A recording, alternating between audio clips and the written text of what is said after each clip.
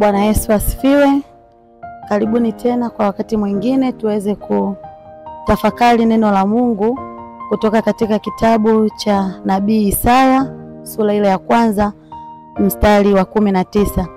Kitabu cha Nabii Isaya sura ya kwanza mstari wa 19. Kabla sijasoma ninaomba tuombe. Mungu, tunakushukuru kwa ajili ya ukuu wako na uweza wako. Asante kwa ajili ya kibali na neema Bwana ambacho unaachilia katikati ya maisha yetu kila siku. Tunajiachia mikononi mwako watoto wako tunapoenda kutafakari neno lako la uzima, na kuomba Bwana ukawe nasi, likafanyike kuwa baraka na ufunguo katikati ya maisha yetu, likafanyike kuwa uponyaji katikati ya changamoto zote tunazopitia. Mungu, ukatuonyeshe njia kwa kupitia neno hili tukapate kukujua wewe. Amen. Bwana Yesu asifiwe tena, wapendwa watumishi wa Mungu. Kitabu hiki cha Nabii Isaya leo tutakisoma mstari ule wa 19, mlango wa kwanza mstari wa 19, ambao neno la Mungu linasema, kama mkikubali na kutii mtakula mema ya nchi. Kama mkikubali na kutii mtakula mema ya nchi. Tukiangalia huu mstari, ni mstari ambao unatuambia au unatuhusia kwamba tukikubali. Kukubali ni nini? Kukubali ni ile hali ya mtu kutumwa au kuagizwa kitu fulani na mtu fulani ili uweze kukifanya au kukitenda. Leo tunaambiwa katika kitabu hiki cha Nabii Isaya kwamba tukikubali na kutii tutakula mema ya nchi. Ina maana kama alivyotamka kwamba tukikubali, ina maana kuna kutokukubali. Ina maana ukikaidi haya maneno, ukikaidi na kutii maagizo ya Mungu, hakuna yale mema utakayoyapata, zaidi yake na maana utapata mabaya. Ni kinyume cha hili neno. Na tukija katika uhalisia wa maisha yetu, katika jamii zetu, katika maisha yetu ambayo tunayaishi, kuna changamoto nyingi ambazo zinatokea sasa hivi katika maisha haya kwa kutokukubali. Lakini wakati mwingine pia mtu anaweza akakubali, lakini swala la kutii halipo ndani yake. Swala la kukubali ni kitu kingine, lakini pia kutii ni jambo lingine. Unaweza ukawa unatuma mtu sehemu, awe ni mtoto, mjakazi wako au ndugu yako au mtu yeyote yule, pengine upo katika nafasi fulani. Unaweza ukamwagiza mtu kwamba unaweza ukafanya kitu fulani, akakubali, lakini mwisho wa siku umeenda ulikoenda unarudi hajaweza kufanya. Ina maana tayari hakutii. Kukubali ndio alikubali, lakini hakutii. Hili neno linatuambiaje sisi kama Wakristo? Ndivyo tulivyo leo. Watu wengi tunatii, tunakubali. Tunakubali tunaenda kanisani, tunakubali sisi ni Wakristo, tunaweza wa kuzungumza hata mbele za watu, lakini kwenye swala la kutii yale maagizo Mungu ambayo anataka tutii, hatuwezi. Tunakuwa wakaidi, tunakuwa si watiifu. Lakini kukubali kwamba sisi ni Wakristo, tunaweza tukakubali na tunaweza tukamshuhudia Kristo, tukazungumza. Lakini je, kutii yale maagizo yake tunayatii? Kutii yale ambayo anapenda sisi kama wanadamu ametuweka hapa chini ya jua, tunatii kama yeye alivyokusudia? Bwana Yesu asifiwe. Na tukiangalia zaidi kwenye swala la kukubali na kutii, kuna mifano ya watu wengi ambao walikuwa wanatii na kukubali maagizo ya Mungu. Tukiangalia kwa baba yetu Abrahamu, alikuwa ni mtu sana wa imani. Alikuwa anakubali maagizo yanayotoka kwa Mungu. Kuna ile sehemu alikubali hata kumtoa mwanae, akamchinje, kumtoa sadaka. Ile ameonyesha ni utii wa kiasi gani ambao upo ndani yake. Bwana Yesu asifiwe sana. Lakini je, ingekuwa ni maisha yetu leo, ingekuwa ni kizazi chetu leo, ni jamii yetu leo hii ambayo tunaishi, tunamkubali Mungu kwamba ndio ni Bwana na Mwokozi wa maisha yetu, lakini tunatii kuzishika zile amri zake? Tunatii kuishi katika yale ambayo anategemea tuishi sisi kama Wakristo, sisi kama watu ambao tunamtumaini? Na kuna faida na hasara zake katika kutii na kukubali. Naomba tuangalie kwanza katika faida. Tukija kuangalia watu ambao wanaweza kubarikiwa katika swala la kutii.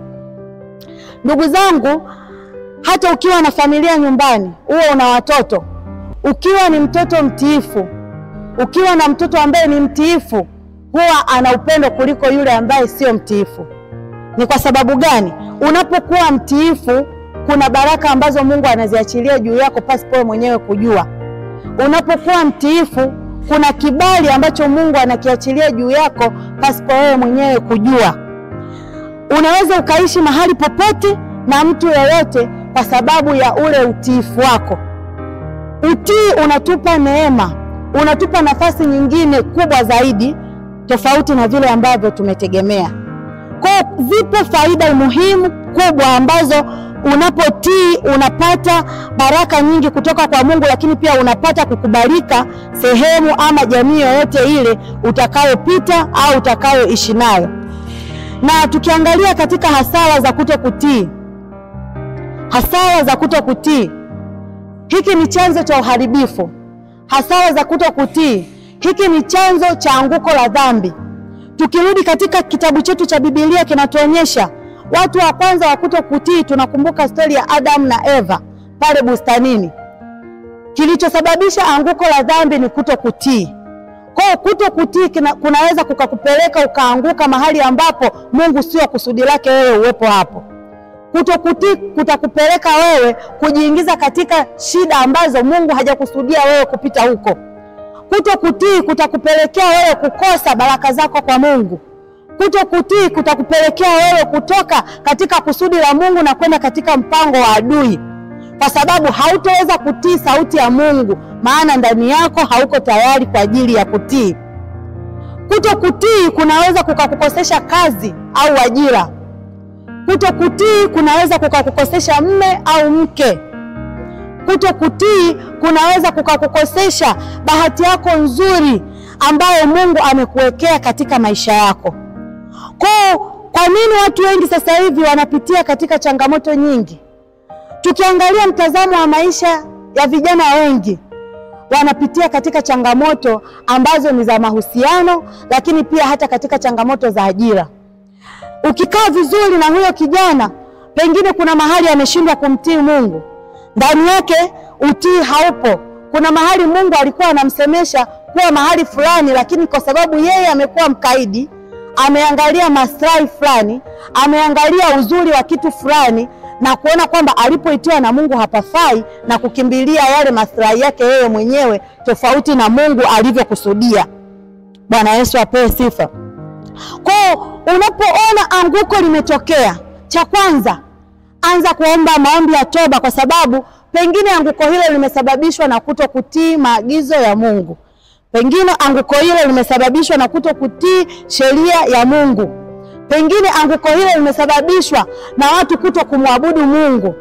Kwa sababu sisi wote tumeumbwa kwa ajili ya kumwabudu yeye, na maisha yetu yapo mikononi mwake yeye. Mungu ndio muamuzi wa maisha yetu sisi. Hakuna anayeweza kuamua kwamba leo hii ninaamka, ninakuwa na pumzi, nina hema, ninatoka sehemu fulani ninaenda sehemu fulani kwa sababu nina uthibitisho na hiki nilicho nacho, isipokuwa ni Mungu ndio anajua maisha yetu. Mungu ndio anajua kutoka kwetu. Mungu ndio anajua tunaamka leo tutaamkaje, tutaenda wapi, tutafanya nini. Shida inakuja pale ambapo tunakuwa wakaidi kumsikiliza Mungu na kumuomba yeye kwamba umenipa nafasi nyingine tena ya uhai, ni nini nifanye? Nionyeshe basi ile njia yako Bwana ili niweze kuiishi. Umeniumba mimi niwepo duniani, niwe nani? Kila mtu anakuja akiwa ana package yake ambayo Mungu amemwandalia kwamba wewe leo unaenda kuwa duniani, utaenda kuwa dokta, utaenda kuwa mwalimu, utaenda kuwa nesi, utaenda kuwa mchungaji au mwinjilisti. Shida inakuja pale tunapokataa majukumu, tunaposhindwa kuisikiliza sauti ya Mungu na kutamani kuwa na vyeo vingine, vyeo vya watu wengine, kutamani nafasi ya mtu fulani. Hapo ndipo anguko letu linatokea hapo. Na ndio maana unakuta kuna mtu anang'ang'ania kwenda kusomea kitu ambacho sio chake, baadaye hawezi kufanya kwa moyo. Na hiki kitu kimesababisha changamoto nyingi katika jamii yetu. Kwa mfano, upande wa manesi. Unakuta mtu hana wito wa nesi, lakini yeye amejipeleka kuwa nesi kwa sababu yake yeye mwenyewe na hesabu zake alizojipigia. Ndio ile unakuta yuko hospitalini, lakini ile wito wa kufanya ile kazi hana. Anaweza tu akawa anajibu ovyo wagonjwa. Amekuja ni mama mjamzito, anajibu chochote ambacho anajisikia yeye, hana kauli nzuri. Ni kwa sababu gani? Hana wito wa hiyo kazi anayoifanya. hana wito wa hiyo nafasi aliyopo. Aliingia kwa ajili ya tamaa, aliingia kwa ajili ya kushindwa na maisha, akaona kwamba niweze kuingia hapa.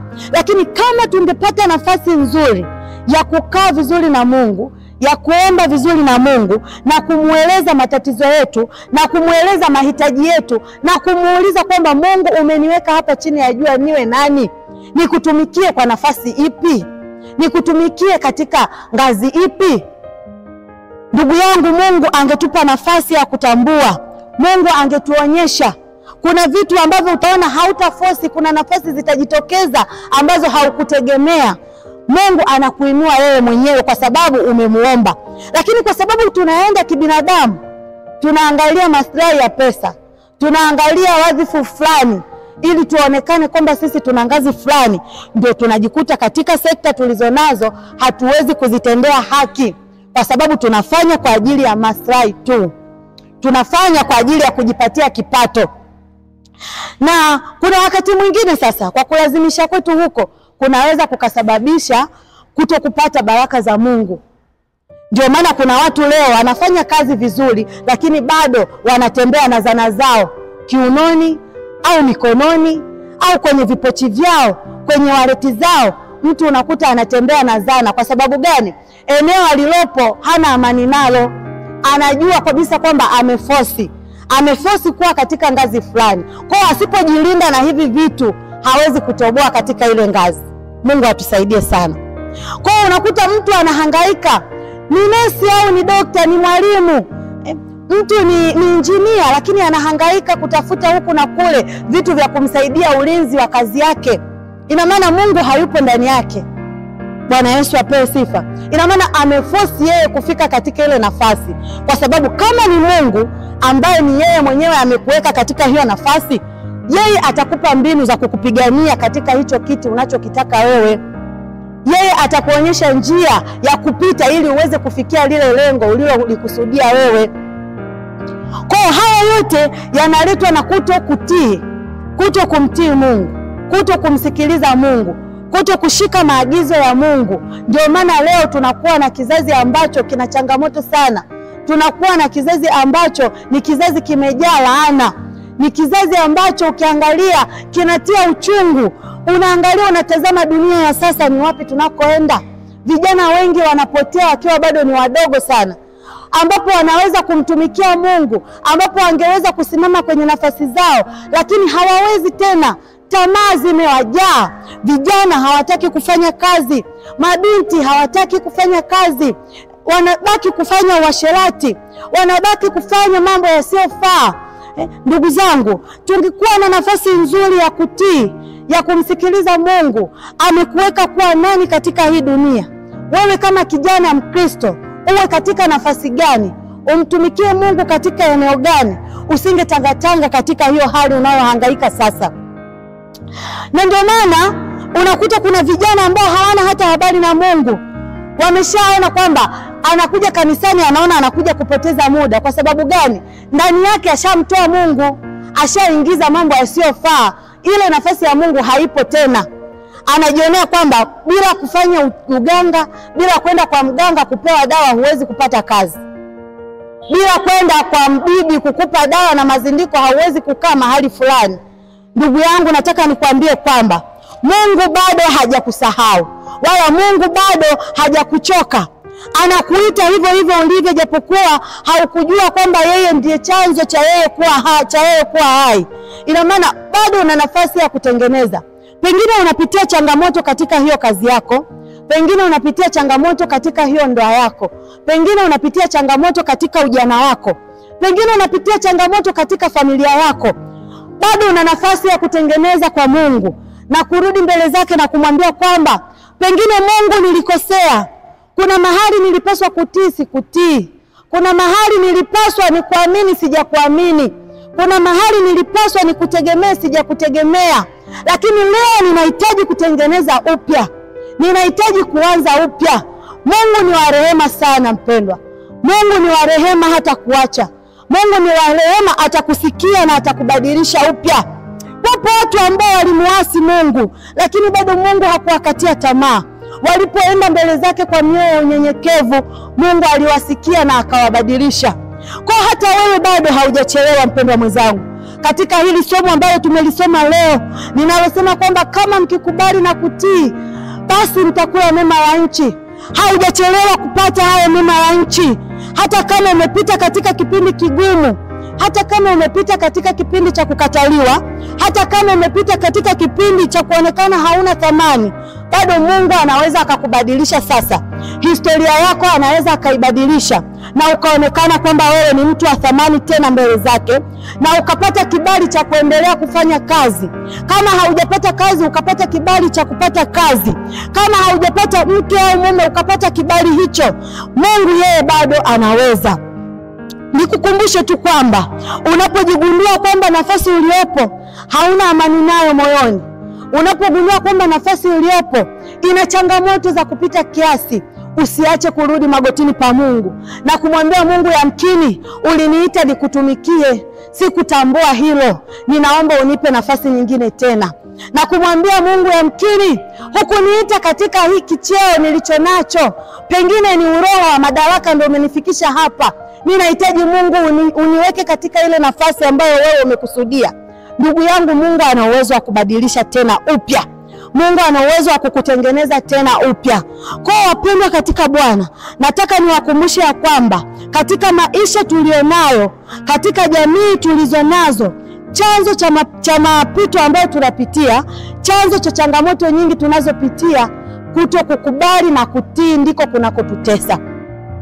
Kutokukubali na kutii ndiko kunatesa vijana. Kutokukubali na kutii ndiko kunalitesa kanisa. Lakini tunaambiwa ya kwamba leo tukikubali, haijalishi ni wakati gani umepita, haijalishi upo katika mazingira gani, lakini tunaambiwa ukikubali, popote pale utakapokuwepo, tazama hili neno linakukumbusha kuwa ukikubali, hata kama upo katika hizo dhambi ambazo mwenyewe unaona zimeshindikana, hata kama upo katika hivyo vifungo ambavyo umehangaika, umeteseka, umeenda kwa watumishi mbalimbali, umeenda kwa waganga wa kienyeji, lakini bado haujafunguka, neno la Mungu leo linatukumbusha ya kwamba tukikubali na kutii, hapo ulipo ukikubali na kutii, una uwezo wa kuanza upya tena. Una uwezo wa kubadilisha historia yako tena. Una uwezo wa kubadilisha maisha yako tena. Huyo mtoto wako uliyemkatia tamaa kwa sababu ya tabia tofauti mbaya ambayo haikuridhishi wewe kama mzazi, Mungu ana uwezo wa kuibadilisha hiyo tabia. Hebu kubali na kutii leo kumpelekea Mungu hitaji la huyo mwanao. Hebu kubali na kutii leo kumwambia Mungu matatizo ya familia yako. Mungu yeye bado ni mwaminifu, ana uwezo wa kukutengeneza. Utafaidi yale mema ya nchi ambayo Bwana ametuahidi. Iwe ni katika swala la ndoa, ile changamoto ambayo unaona imefika mwisho sasa, pengine ulishawaza hadi kuachana na mwenzi wako, bado Mungu ana nafasi, anakuita, anakuambia leo, ukikubali kumtwika yeye fedha zako zote, ukikubali na kutii, kumwamini kwamba yeye ndiye Bwana, na ukatii yale aliyoyaagiza, anaweza akambadilisha hata huyo mwenza wako. Anaweza akambadilisha hata huyo mume uliyemkatia tamaa. Anaweza akambadilisha hata huyo mke uliyemkatia tamaa.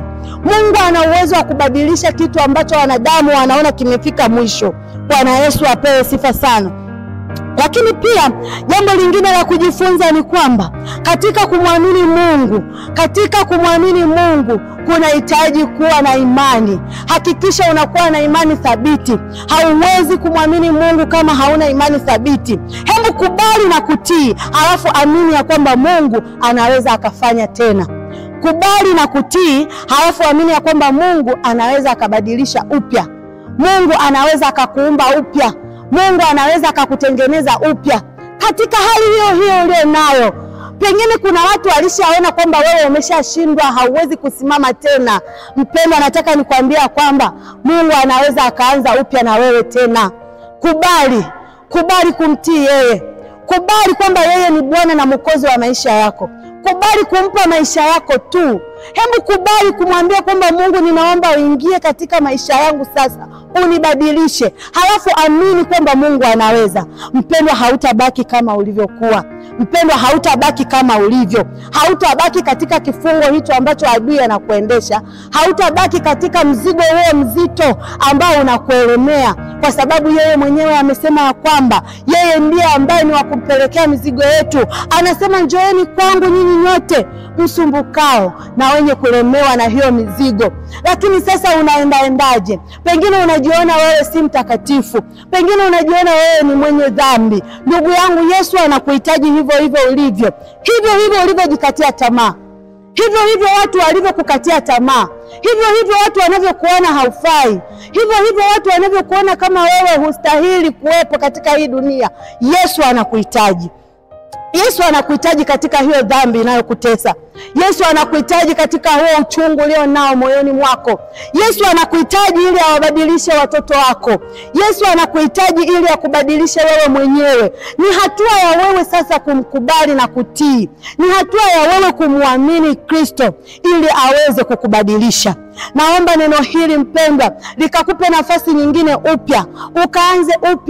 Ukaanze upya kubadilisha maisha yako. Hebu mpe nafasi huyu Yesu. Pale unapoona huwezi, pale unapoona unashindwa. Kuna mtu mmoja alikuwa ananieleza kwamba kila ninapojaribu kupiga hatua naona nashindwa. Wenzangu wanapata nafasi, wanaenda kusoma, wanaongeza elimu, wanapanda vyeo katika hii nafasi hii niliyokuwa nao. Wananiacha mimi nikiwa bado chini. Nataka nikwambia kwamba kama ni Mungu amekuweka hapo, mpendwa, cheo utapanda. Lakini kama bado ni mpango wa adui, pengine umeenda katika hiyo kazi pasipo kusudi la Mungu, bado una nafasi ya kutengeneza. Mungu ana uwezo wa kukubadilisha hapo hapo ulipo. Mungu ana uwezo wa kukutoa hapo na kukupa nafasi nyingine tena. Kwa tunapaswa kuamini ya kwamba maisha yetu, mipango yetu tunaishi, lakini muamuzi wa maisha yetu ni Mungu mwenyewe. Yeye ndiye anayetujua sisi. Yeye ndiye aliyetujua kabla hata hatujakuwa tumboni mwa mama zetu, alitutambua sisi. Anasema kwamba nalikujua tangu upo tumboni mwa mama yako, na kabla haujatoka tumboni mwa mama yako nalikutakasa. Hebu nataka nione wale wenye mioyo ya ushindi sasa, ambao wametakaswa na Bwana kuanzia tumboni mwa mama zao, wakichukua hatua mpya ya imani na kumwambia Mungu, leo nimekukubali wewe, leo nimekutii wewe. Nahitaji ukabadilishe maisha yangu. Nahitaji ukabadilishe historia yangu. Nahitaji ukabadilishe ndoa yangu. Nahitaji ukabadilishe watoto wangu. Nahitaji ukabadilishe ndugu na jamaa zangu. Mungu, leo nimekujua wewe. Mpendwa katika Kristo, anza nafasi nyingine tena upya. Ninapoenda kufanya maombi haya, ninapoenda kufanya maombi ya urekebisho, hebu tuende pamoja mbele za Mungu na kumweleza Mungu juu ya changamoto mbalimbali ambazo tunazipitia. Changamoto mbalimbali ambazo zimekusonga katika familia yako. Mungu na Baba yetu wa mbinguni, tazama Bwana, tunakuja mbele zako watoto wako, tukikushukuru Bwana kwa ajili ya nafasi nyingine hizi. Mungu, asante kwa ajili ya neno hili Bwana ambalo umetukumbusha leo ya kwamba tukikubali na kutii tutakula mema ya nchi. Bwana Yesu, ni wakati mwingine sasa. Tuko tayari watoto wako, tuko tayari kukukubalia wewe, tuko tayari kukuamini wewe, tuko tayari kuambatana na wewe, tuko tayari kukufuata wewe Bwana, na sio kukufuata tu Bwana, tuko tayari pia kukutii yale maagizo yako Bwana, kutii yale mafundisho yako Bwana. Tunahitaji neema yako isituache, tunahitaji mkono wako usitupungukie. Yule Roho Mtakatifu ambaye ndiye mwalimu wetu, yule Roho Mtakatifu ambaye ndiye kiongozi wetu, awe msaidizi wetu, akatufundishe jinsi gani tunapaswa kukaa madhabahuni pako, akatufundishe jinsi ya kukubali neno lako, akatufundishe jinsi ya kukubali mafundisho yako, akatufundishe jinsi ya kukubali na kukucha wewe. Yesu Kristo, tunahitaji ukatubadilishe. Tazama Bwana, vijana wengi wameingia katika wimbi ambalo ni la upotevu Bwana. Yesu Kristo, neno la kukubali na kutii halimo ndani yao. Wengi wao Bwana wanakuja makanisani lakini wanakuabudu katika hali ya mazoea. Kutii hakupo ndani yao. Weka utii Bwana katikati ya vijana. Weka utii Bwana katika taifa lako. Weka utii Bwana kwa kila mmoja mmoja. Weka utii Bwana akaweze kutii yale mafundisho yako, akaweze kutii neno lako Bwana. Bila wewe Mungu hatuwezi. Hivyo Mungu, nenda ukaweke utii ndani yetu. Wewe ndiye kiongozi wetu. Wewe ndiye kimbilio letu. Tazama adui alivyowafunga. Tazama adui alivyowashika upofu kwa sababu ameayumbisha katika maisha yao. Yesu Kristo, ninahitaji sasa ukawafungue masikio yao, ukawafungue macho yao ya rohoni, ili wakapate kukubali na kutii na kukutegemea wewe.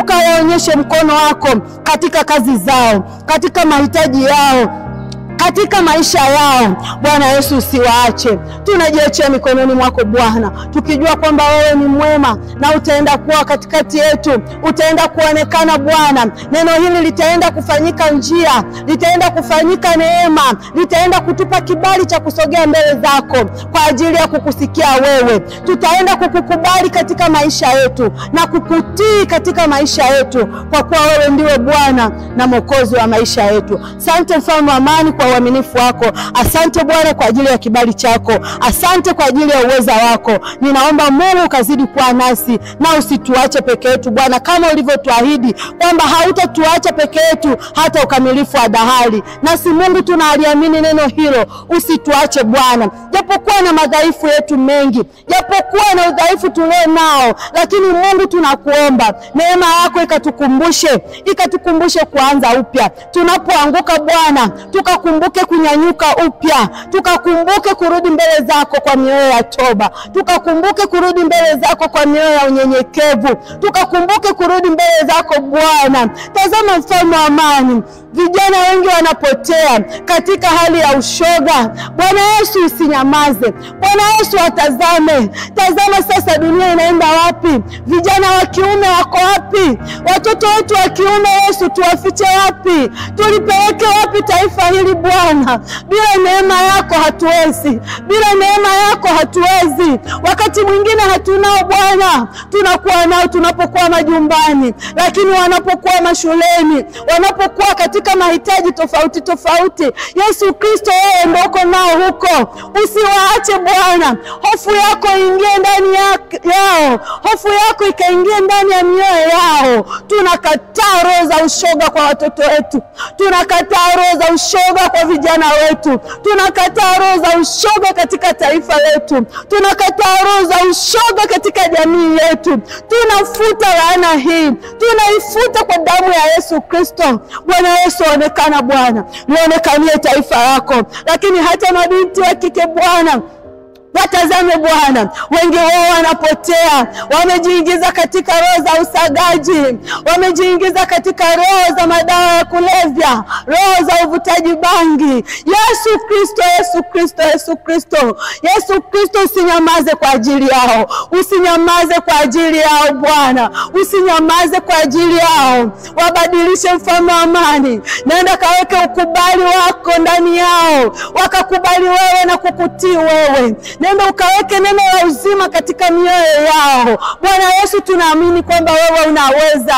Bado tunakuamini Bwana. Haujashindwa Mfalme wa amani. Tumeona jinsi ambavyo umewabadilisha watu. Umembadilisha Sauli na kuwa Paulo Bwana. Bado hata katika kizazi hiki unaweza. Hata yule mwanamke kahaba alipokuja kwako, Yesu Kristo ulimpa maisha mapya. Tunaamini kwamba unaweza kubadilisha hata taifa hili. Unaweza kubadilisha hata vijana wetu. Unaweza kuwabadilisha mabinti. Bwana Yesu, tunakuomba ukasimame. Tunakuomba Mungu ukasimame. Badilisha mawazo yao. Badilisha tabia zao. Badilisha mienendo yao. Badilisha midomo yao. Badilisha kauli zao. Bwana Yesu, usinyamaze juu yao. Usinyamaze kwao Bwana. Nenda ukaonekane. Tunahitaji tuwe na taifa la vijana wenye nguvu.